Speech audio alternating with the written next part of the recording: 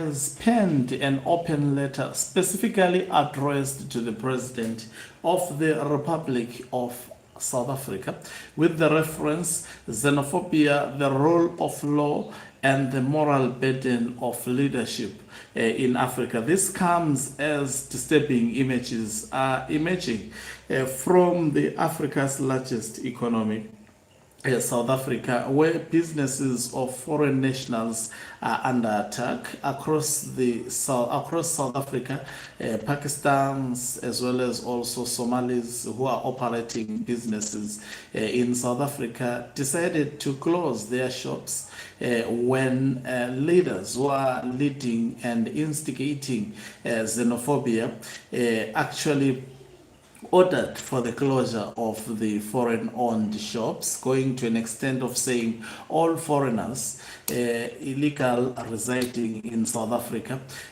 should leave. In fact, they say all foreigners, whether legal or illegal, if you listen to those marches, should leave South Africa. So the professor has taken the most brave actual steps to ask very tough questions, and it's an open letter addressed to His Excellency Madamela Cyril Ramaphosa, President of the Republic of South Africa, to the Union Building, Government Avenue, Pretoria, Republic of South Africa.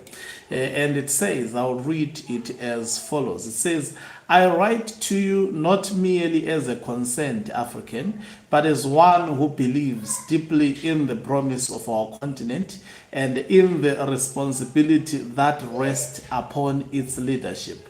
Recent reports of xenophobic attacks within the Republic of South Africa have once again brought into sharp and urgent focus a matter that has for too long lingered at the margins of our collective conscience.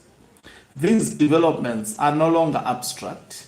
They have manifested in protest and violent confrontations in major urban centers such as Johannesburg and Pretoria, where foreign nationals, including those who are properly documented, have been targeted, businesses looted, and communities subjected to fear and uncertainty.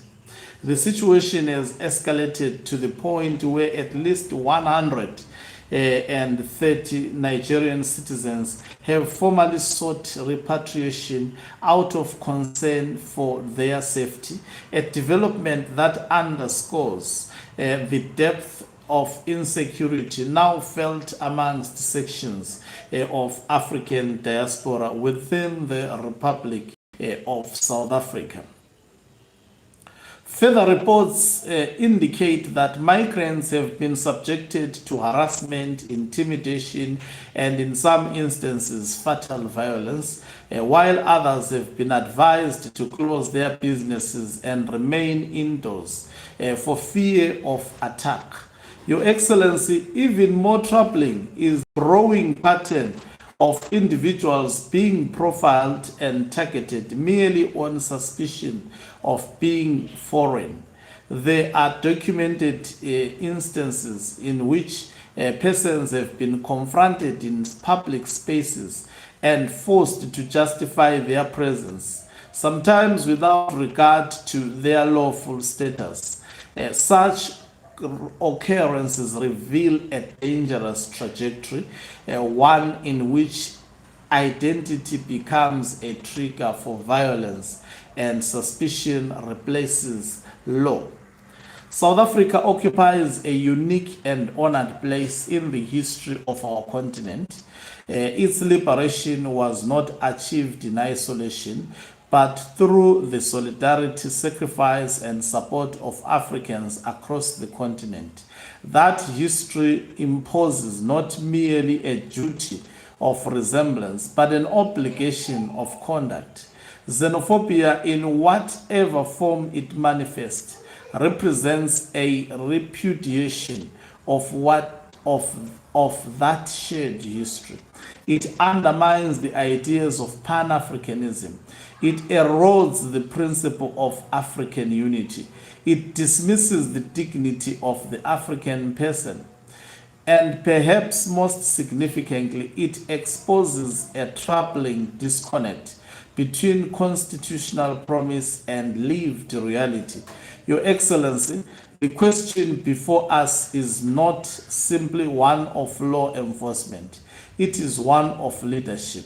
For while the Republic of South Africa is endowed with a robust constitutional framework and established institutions of governance, the persistence and recurrence of such incidents suggest that the challenge is as much societal as it is institutional. History teaches us where impunity is perceived, it breeds reputation. Where accountability is delayed, it weakens confidence. And where leadership is hesitant, it creates for forces that threaten both order and justice. In this regard, it is imperative that decisive and visible steps be taken to 1. Affirm unequivocally the protection of all persons within the Republic, irrespective of origin. 2. Ensure that perpetrators of such acts are held to account swiftly and transparently. 3. Reinforce public messaging that rejects xenophobia in all forms. 4. Strengthen the alignment between constitutional ideals and societal conducts. Your Excellency, Africa stands at a delicate moment in her history, at a time when we speak of integration through instruments such as the African Continent Free Trade Area, and when we aspire towards greater unity of purpose. It is contradictions of this nature that threaten to undermine the very vision we seek to advance.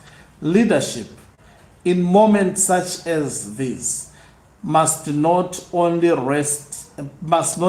be exercised, it must be seen to be exercised.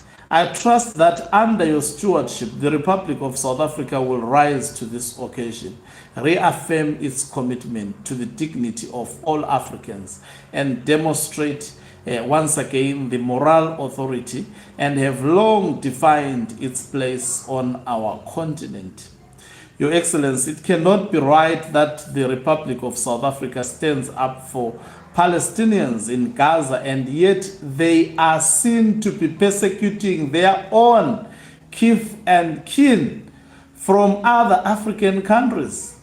Please accept, Your Excellency, the assurance of my highest consideration, yours faithfully, Professor P.L.O. Lumumba. That is actually quite interesting.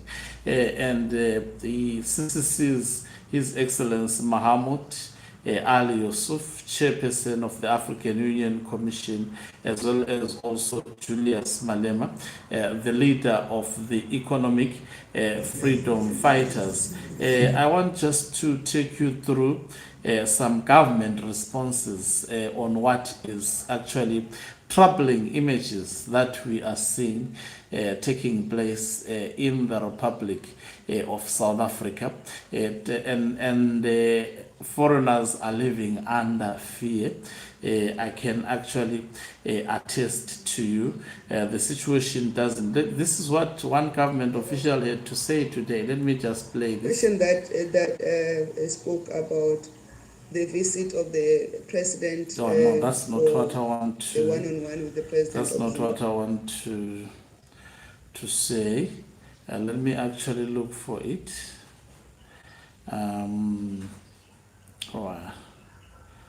Just a moment. I wanted to play the response of government officials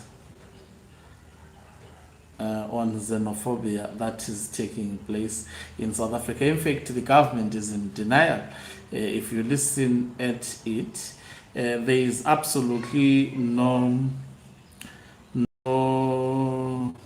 You see, I see a lot that is being done by African countries. For example, government of Ghana has formally written to the African Union Commission requesting urgent continental discussion on recurring xenophobic attacks in South Africa against African nationals. In the letter signed by Foreign Minister Samuel Okuzeto Ablakwa, Ghana argues the attacks undermine Pan-Africanism, continental unity, and the goals of CFTA. Government is asking the AU to place the matter on its June 2026 agenda, strengthen monitoring mechanisms, establish a fact-finding mission, facilitate dialogue and reconciliation efforts. So that's the, you can see yesterday the government of the government of Malawi also issued a statement warning its citizens. The government of Zimbabwe has done so. Let's listen to the Minister of South Africa. No basis of the attack. You can't have people willingly deciding to attack others with no basis of the attack, but based on a sentiment. And this is related to the tribal mobilization that is happening, that there's a grouping that wants to mobilize people around a particular tribe. So if you cannot speak that language, then you are deemed a foreign national and you are undocumented. You'll recall in one of the videos, there's a vendor guy who they want a passport for, and he tells them, but I am vendor, and so I will not have a passport, I have an ID. And they continued to attack him, to harass him. And he was just saved by the community. So that's why we're saying this thing is meant to undermine and destabilize the country, and we must call it for what it is. The mobilization against foreign national, it's a ruse that people are using to then want to demobilize society against the genuine concerns of South Africans. There are problems in South Africa of high unemployment. There are problems of employers choosing to employ foreign nationals because they can abuse them for cheap labor without following the labor laws of the country, and then forgo a South African. And there's the narrative that says South Africans will not take up those jobs. Why do you say South Africans will not take up those jobs when they are looking for employment? But there's also the part that South Africans are playing themselves, of when government made an intervention last year to say all informal businesses, including spaza shops, we must have business licenses, trading licenses. There was even waivers of registration fees. And what we needed was the papers that you are in the country. And we must also be clear, refugees, not the ones who go home during Christmas holidays, true refugees that are fleeing for one reason or the others and have been registered in accordance to South African law and international law as refugees, they are allowed to do business in South Africa and to find employment in South Africa. Why? Because South Africa does not host refugees in refugee camps. We allow them to integrate into communities. Unlike in other countries in the continent where refugees are hosted in refugee camps, they are integrated. And we at the point when we took the decision, we were saying government will not be able to afford providing for refugees in refugee camps, and it would be better to get them to integrate into communities. You can't have in my view, deciding. In my view, and I will state this categorically clear, I think there is somehow relaxation from the South African government to actually address this and actually call the situation as it is. I see defensive mode from the government officials regarding what is happening in South Africa. It stands to taint the nation, especially amongst African nationals. What we are seeing and what we are witnessing is quite bad. And that is why the world is responding. Africans are responding. You can be seemingly a giant today, but tomorrow you may seek the assistance of these countries. What will happen to you if that moment arrives at your doorstep? I understand at one point Zimbabwe was hosting refugees from Zambia. We never heard of xenophobia. It's something that I only heard it in South Africa, and it appears to be growing, whereby individuals, if they have their own problems, then they blame to a minority population of less than 2% in South Africa for their problems. Thank you very much for watching us. If you're watching us for the very first time, please do remember to press the red or black subscribe button so that next time when we beam live, you become the very first one to watch us. You can financially support this channel by pressing the join button and be part of our members who are the heartbeat of this channel. You can equally do so by pressing the thanks button and send us stars. Okangubu Mhlabane is signing off. Let me love and leave you. Let's meet on the other side of the live broadcast.